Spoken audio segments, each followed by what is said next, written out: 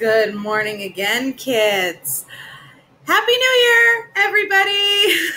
Look at that. I was able to get my camera to adjust without having to wait for the video to start. I'm learning. What can I say? Yes, I've got my hair down today for like the first time. I think it's like in, God, months on my channel. Look, I got a shitload of kids. I've got a lot of stuff I do on a daily, and so I don't have time to really do my hair. And this is my natural hair texture. This is actually what my hair looks like. I know a lot of you have actually asked me that question because you've seen that I curl my hair. You see that I straighten my hair. Where the fuck did my lighter go? Oh, there it is. And, some people have asked me, what's your hair naturally like? And it's like this. This is the color it is when I don't dye it red. So it's kind of like this weird honey blonde, light brown sort of thing. And it can't decide if it wants to be wavy or curly or straight. It just knows it wants to be frizzy as fuck. So, so this is my natural hair. Don't get used to it. I'm probably going to end up dyeing it again. It's just because I've never felt comfortable as a blonde. I just don't. So I wanted to sit down and make this video on my birthday. So happy birthday to Mama. Because finally I got somewhat of a concise answer yesterday to my question on the video that I posted yesterday with regards to what is the piece of evidence that has convinced you as a guilter that Stephen Avery did in fact kill Teresa Halbach. So I wanted to make this video because I finally got a clear answer. Only one, which is weird because I know that you fucking guilters watch my shit if only to thumbs down it. I wish YouTube would put a option so that when I get thumbs down, I could just be like, enjoy. YouTube, just a thought. Thank you. So I wanted to make this video for that. So let's do this first. Because, how are people going to hate on me and discount my arguments if I'm not smoking and cussing? Yes, these are my spare glasses. I can't find my other fucking pair anywhere. I don't know how that happened. So this is my spare set. So let's go into this and let's see. Jeanette Cunningham tells me, I love your videos, although I have switched sides and now believe he did it. The evidence, the burn site with the bones, his purchasing of restraints, the blocked phone calls, the phone call he placed later without blocking his number. He knew there was no need to block. The blood evidence and sweat DNA, Jody's fear of him, Teresa's apprehension of him, the injury to his hand, and the location and hiding of the RAV4. If someone were trying to frame him, why bother trying to hide the car?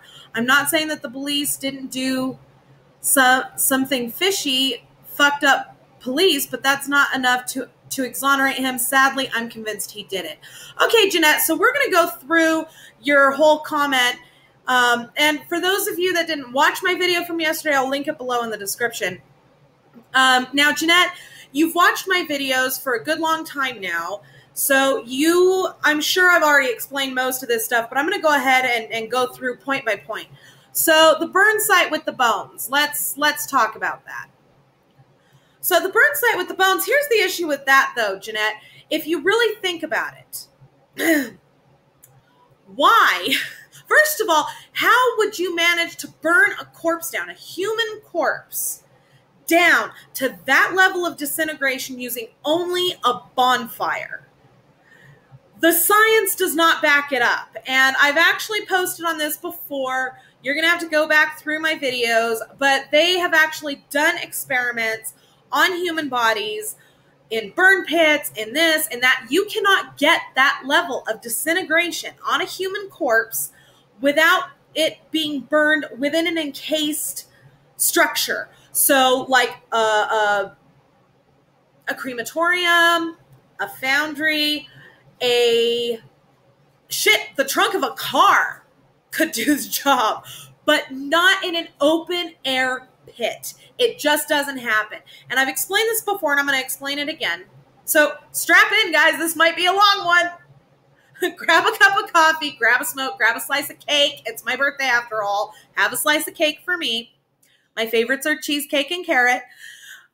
Carrot cake, not cheesecake with carrots. Why would I eat? Anyway, I was about to say, why would I eat a vegetable? But I actually, I start off every day with like a power smoothie, and we eat a lot of fruits and vegetables in our house. So,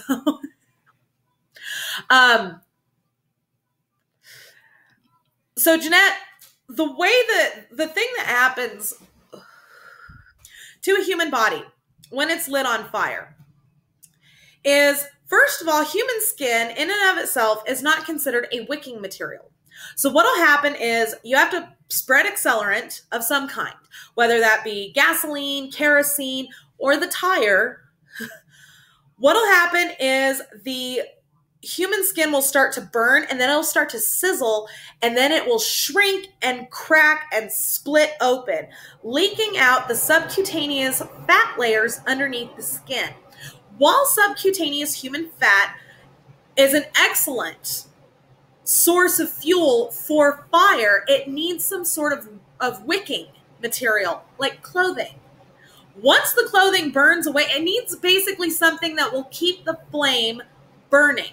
Kind of like a candle. That's why candles are made the way that they're made. The wax itself cannot burn by itself, but it can fuel the flame as long as there is a piece of wicking material in the center of the candle that keeps the flame burning and sucking up that fuel, that liquid fuel, the melted wax, into the flame source. Okay? Do you see what I'm saying? So human skin will crackle and then split, and all that subcutaneous fat will leak out. And if there's not wicking material, it will douse the flames. So you basically have to sit there and maintain this flame source. Here's the thing though, in that kind of an environment, an open air burn pit,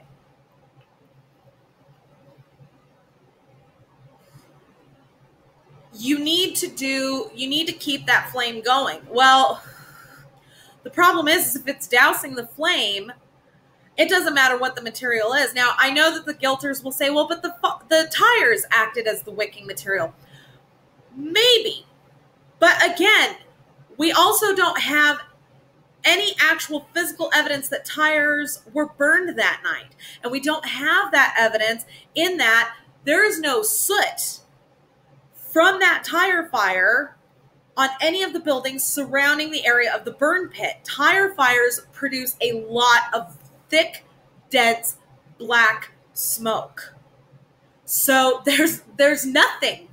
Go back to the documentary, go back to the evidence pictures. There's no sign of soot on any of the buildings, on any of the structures nearby, which thereby means that no tires were burned. So what the fuck did they use? Okay? Just saying. So, and then on top of that, in order to get that level of disintegration on the bones, you would basically have to stand there and keep stirring her body into the flames with what? What would he have used? And not only that, but a fire a bonfire typically will only reach roughly 900 degrees Fahrenheit. That is not nearly enough to cause that level of disintegration on a human body. Like I said, I did a video on this. I got very in depth, and I have source materials in that video. It mentions fire in the title. It's from like almost 2 years ago. It's in there. Go back, watch that video. It'll explain everything, I promise. I think he pulled his track apart again, and I'm expected to fix it. Like I know how the fuck to do that shit. Daddy can do it. Now, as to your next point.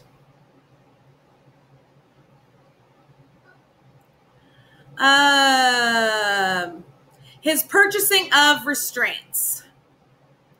Girlfriend, really? His purchasing of restraints? You mean the restraints that didn't have any of Teresa Halbach's DNA on it? those restraints, and the restraints that were supposedly tied to the bedposts, but there's no tool marks on the bedposts, none. Those restraints, and not only that, but Stephen Avery himself stated why he bought those restraints. Those were not to rape Teresa Halbach. It was for kinky sex with Jody. Shit, my husband and I own some handcuffs.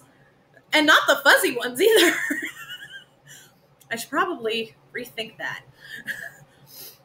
Okay, the restraints, we're going to discount that because there was no DNA of Teresa's on those restraints. So those can't play into your decision that Stephen Avery is guilty. Let's keep going. The blocked phone calls. You know, I think everybody seems to forget that Stephen Avery at this point in time, at the time that Teresa Halbach died, was something of a notorious figure in Manitowoc and in Wisconsin as a whole. Why wouldn't he block his number? You know, and not only that, but I know that some guilters will say, well, he didn't block any of his numbers. We didn't see that in any of his cell phone records. You mean the cell phone records that Ken Kratz himself created? Those were not official records. He typed those up on his computer, and for whatever reason, Willis allowed that shit to be introduced into court as evidence. Okay, blocking of his number means exactly nothing since the address was still on Avery Road. She'd been there before. She was going there again. She knew exactly where she was going. There's no way she didn't. Sorry. Until somebody tells me that, like, why the fuck would he call someone to murder them at his home on Avery Road? If that was his intention, was to kill her, couldn't he have, like, given her a different address? Couldn't he have gone somewhere? The place in Crivets. I mean, he could have said that he would meet her somewhere and then taken off with her. I mean, there are a million other ways that could have played out, but I'm sorry, there is no other way that the address was on Avery Road. There's no way. Sorry, but the blocked phone calls mean exactly shit since the address she was going to is on Avery Road. She knew where she was going. End of story.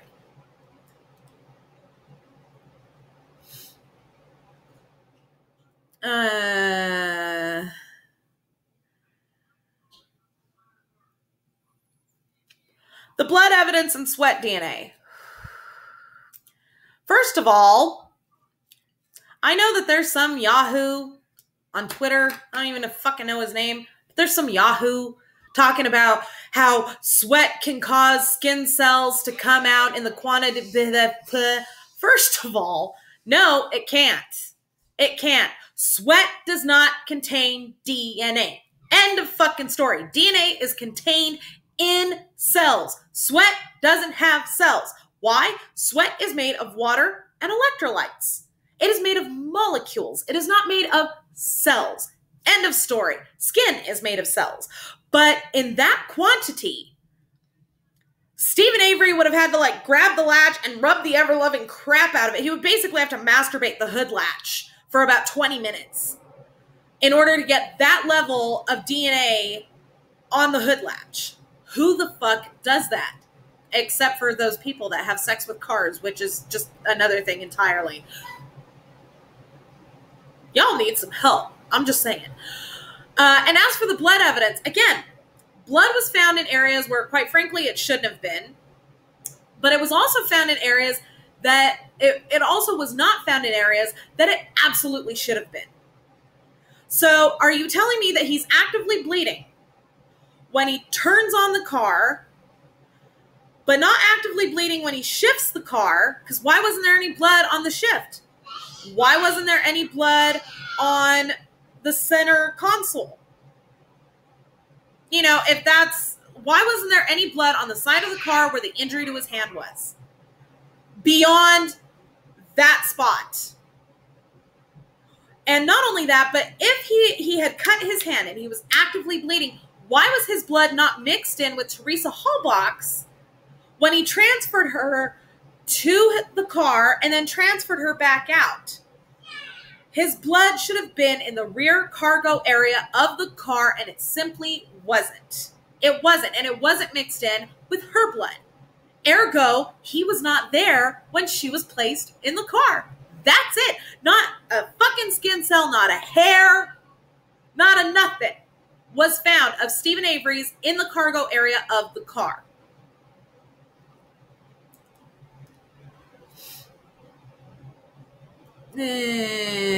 Jody's fear of him. Yeah, let's talk about Jody's fear of him. Let's talk about Jody's fear of him.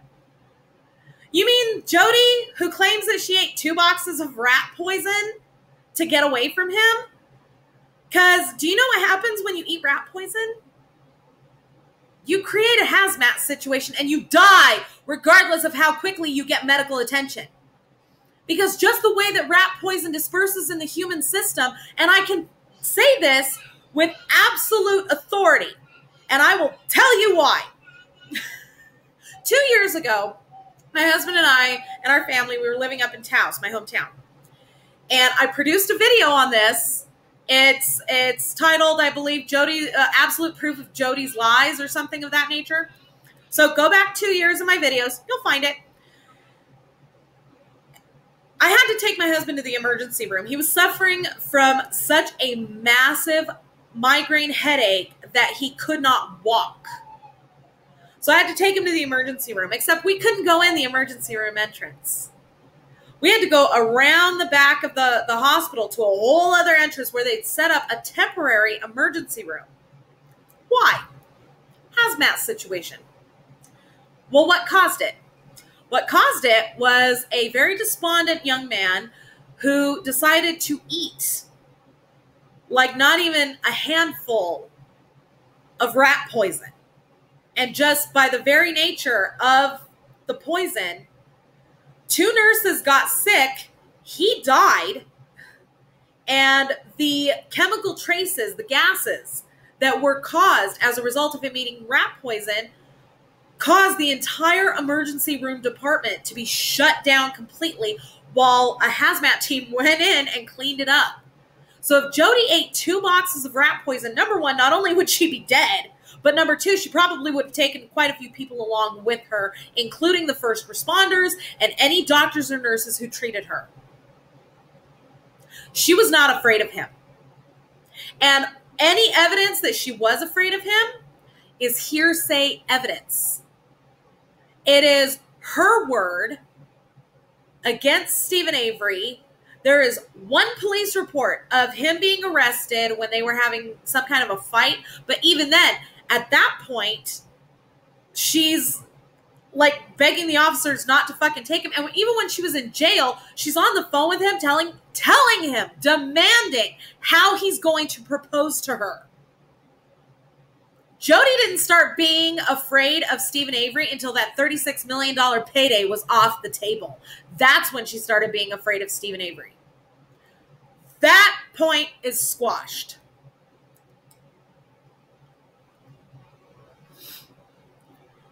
Teresa's apprehension of him. Teresa wasn't apprehensive of Stephen Avery. And I have absolute proof of that. I actually made a video 2 years ago.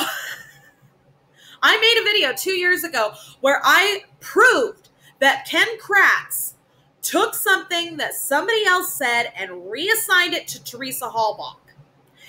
Teresa Halbach never said that Stephen Avery creeped her out. The person who worked the route before her said that. And might I add that the receptionist at Auto Trader was on the stand.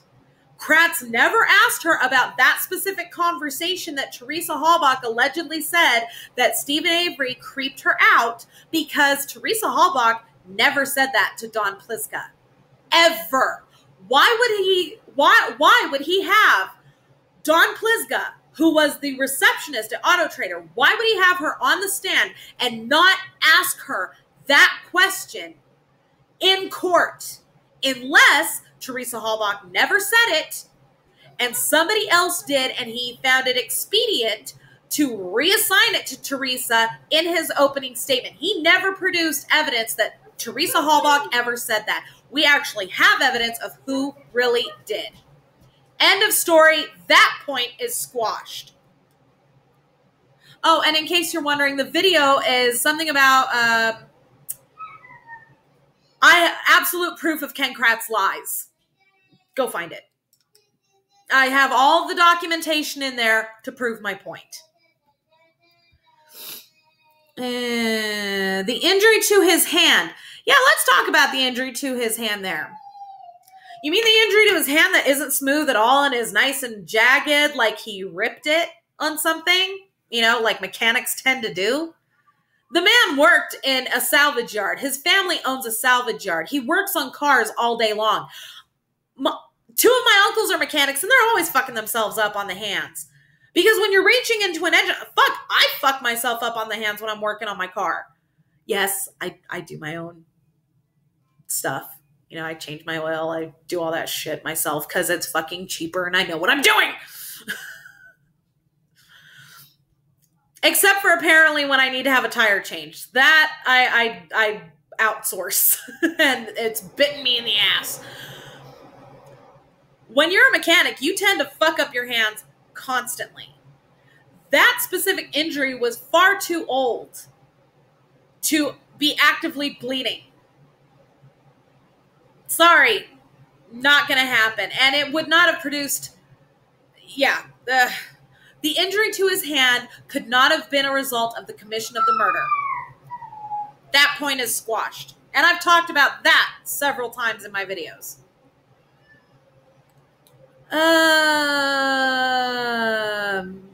If someone were trying to frame him, why bother trying to hide the car? Well, that's simple. There is a very good reason to try to hide the car if you're trying to frame Stephen Avery. Because if you're Stephen Avery and you're trying to hide the car, why the fuck would you do it on your own goddamn property? That makes no sense. That makes absolutely no sense. Of course, if you're trying to frame Stephen Avery, you're going to put the car on the property. And don't tell me that they were trying to hide it. If you look at any of the other cars on that property, none of them had branches and debris and all that shit piled on top of them. That debris was piled on top of that car specifically to draw attention to it, not to hide it. For fuck's sakes, the branches on the back of the car were like framing the RAV4 symbol on the tire cover. They weren't trying to hide the car. They were drawing attention to it because none of the other cars anywhere on that fucking property have debris all over them. None of them. Hold on a second, guys. Little buddy wants a drink. He hates it when I'm like, no, I'm not getting you another cookie right now. You need to eat your lunch, which I'm about to make after I'm done with this video. That car was not hidden. The debris was piled on it specifically to draw attention to it. Now, let me ask you this. If Stephen Avery did this, why in the name of fuck would he burn her cell phone, burn her Palm Pilot, burn her clothing? You know, and let's talk about those Daisy Fuentes jeans. They produced the rivet like it's fucking hard proof because Teresa Halbach owned a pair of Daisy Fuentes jeans. Yeah, her and millions of other fucking people own Daisy Fuentes jeans, unless there is specific evidence, you know, like fiber evidence, to prove that that specific rivet came from the specific pair that Teresa Halbach specifically fucking owned. Meaningless. Absolutely meaningless. And Stephen Avery went to the trouble to burn her cell phone, burn her Palm Pilot, burn her clothing, scrub down the inside of his house, scrub down any and all blood from his garage. Why in the fuck would he not, number one, dispose of the car somewhere other than on his property? Number two, dispose of the spare key somewhere other than on his property. Why would he burn this shit to the point where it wasn't even actually unrecognizable, but just enough to say that it's been burned? and leave that on his property? Why would he transfer only some of her cremains from his property to somewhere else and not all of the cremains from his property to somewhere else? Why would he only transport and attempt to rid himself of some of the evidence? Somebody done pissed that kid off. He's like his mother. He doesn't let any slight go unpunished. Why would he only destroy some of the evidence and not all of the evidence?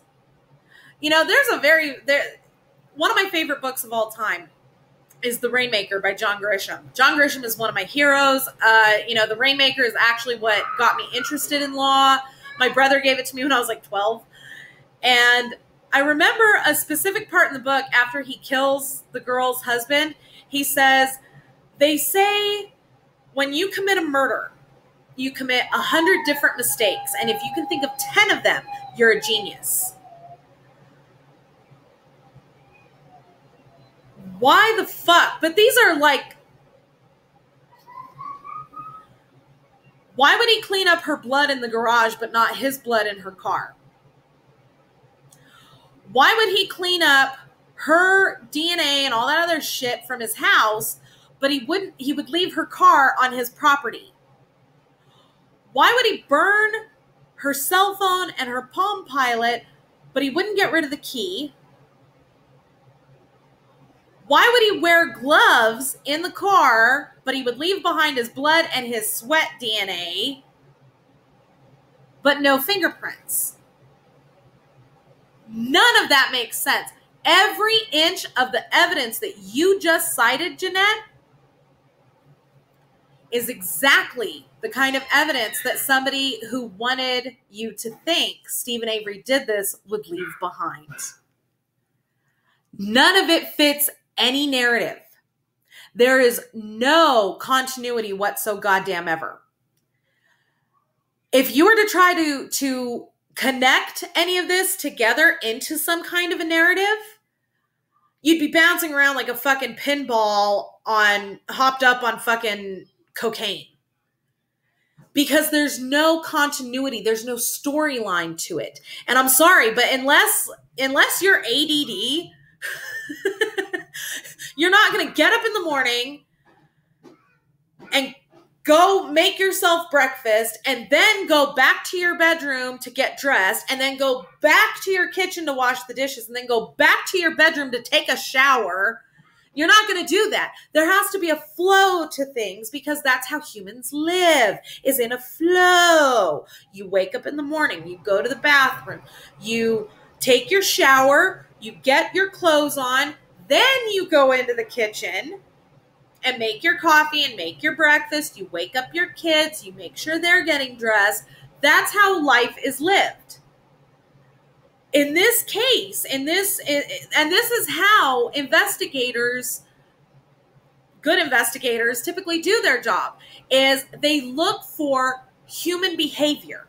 So a lot of times in the scene of a bloody murder, they'll look underneath things, like underneath the lip on the counter, because humans tend to only clean within their line of sight.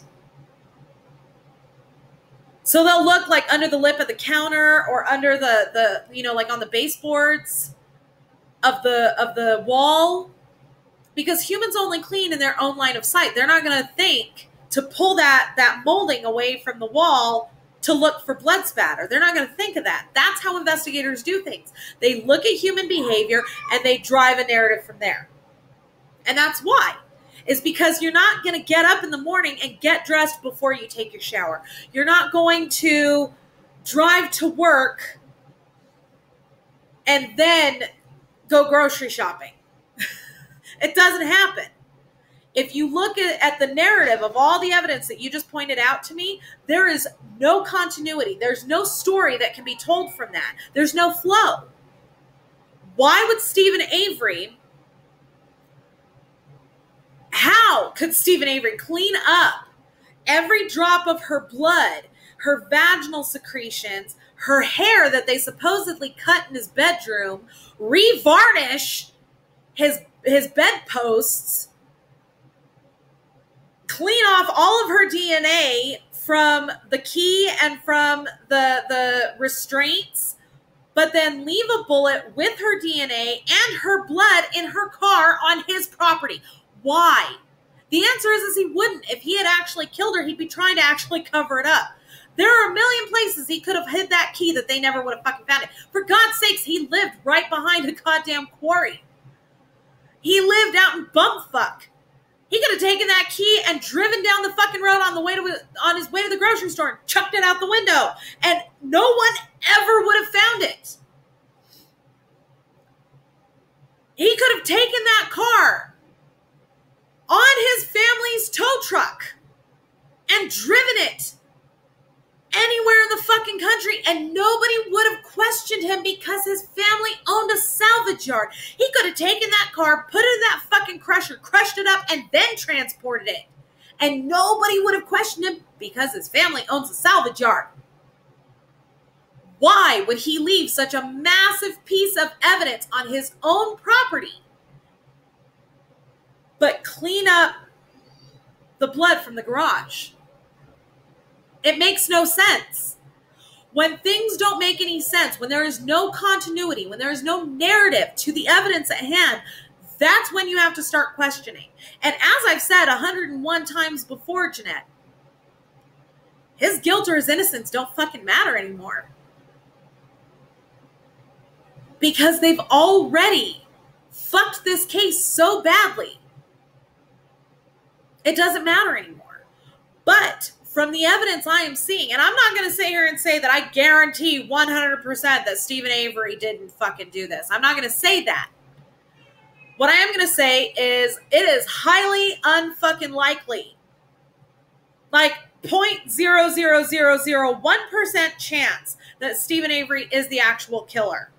Because the evidence does not adhere to that potential narrative. When a woman is killed,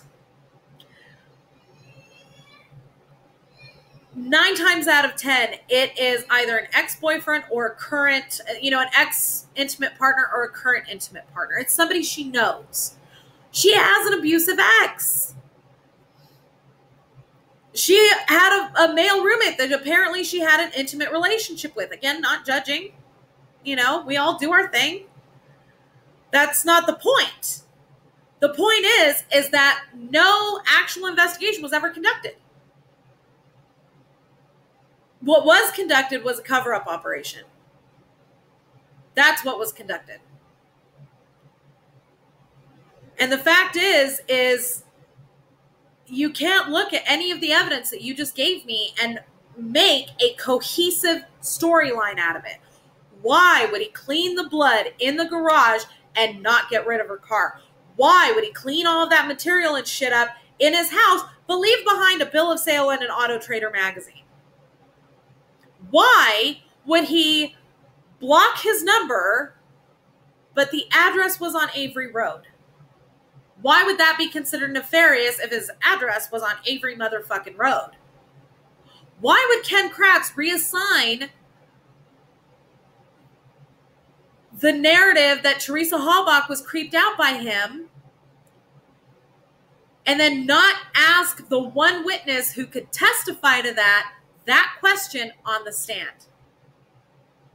If there was not something nefarious as fuck going on. Why? Why was the coroner not allowed on site?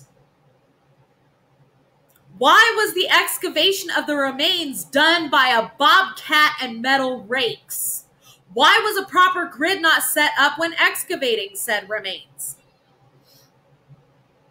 Why was a 48-hour search warrant ignored and the results of those illegal searches were not thrown out of court as fruit of the poisonous tree?